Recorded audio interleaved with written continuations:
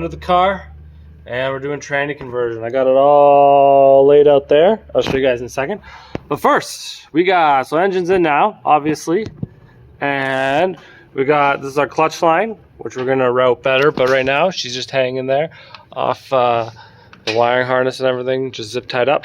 But yeah, we'll get that all tucked better. This is the harness for the tranny. This is all gonna get followed along the tranny once it's in. And for the starter as well, the starter one. Yeah, pretty simple. Just had to change out the pilot bushing. The auto one has a really big one. You got to get that out. And you got to put the manual one in there. And then next, after this, we put the plates on. The dust plate, the big dust plate has to go on before you do flywheel. Believe me, I've done that wrong so many times. I have to take the flywheel back off. And I still make that mistake, but we're not doing it today. So you got to put that on. The full line. So you put this one on. This one can go on later, but you can put it on right away. And then flywheel, and then clutch and pressure plate, and then we do tranny, and then we do drive shaft. And yes, there's a different drive shaft as well. Once that's all up, then we'll do shift linkage. You see we already got our shift linkage up here when we put it in last time, and that'll bolt right on top of the tranny. And then that's like 90% of it. We got to do a little bit of wiring after, which I'll show you maybe probably in a final video on how to do the swap, but super simple. All right, look at this. Alvin just grab this for me. This was the auto bushing, the autopilot bushing. You see how big it was? Which has to get removed. Yeah.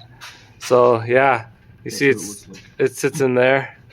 And then now the manual one sits way down in there, just that little bronze ring, but you don't want to forget that because you'll have a bad day and lots of vibrations. But anyways, we're going to pound this out, put this on time lapse, and yeah, we'll hopefully this all goes nice and smooth.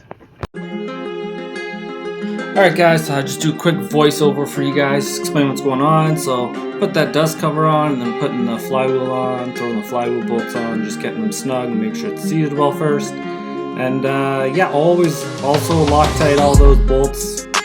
Good idea. Yeah, and getting them torqued down to the right amount.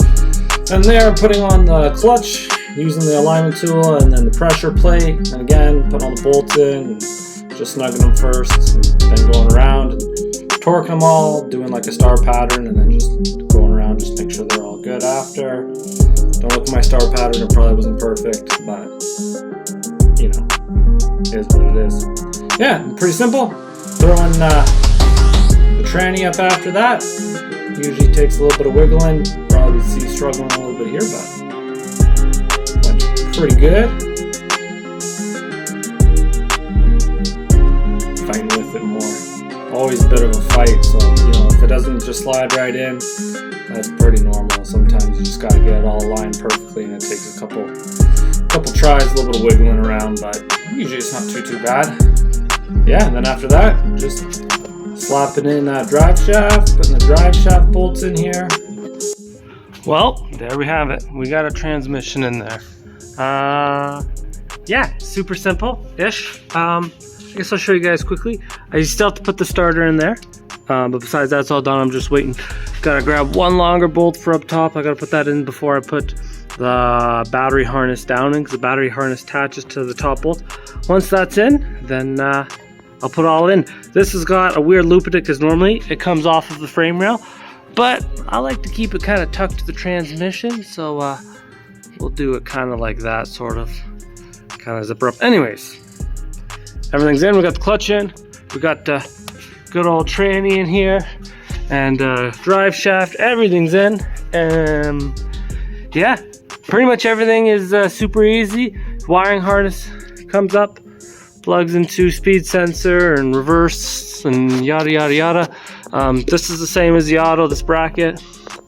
And yeah, even the starter, actually the starter is the same as the auto.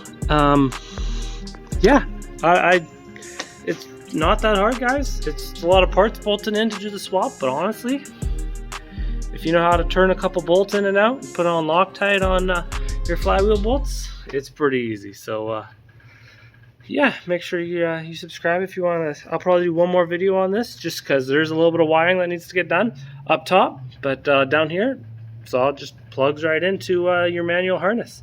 But you do need to get a manual harness, not the auto harness. So yeah, stay tuned for the next one, and have a great day.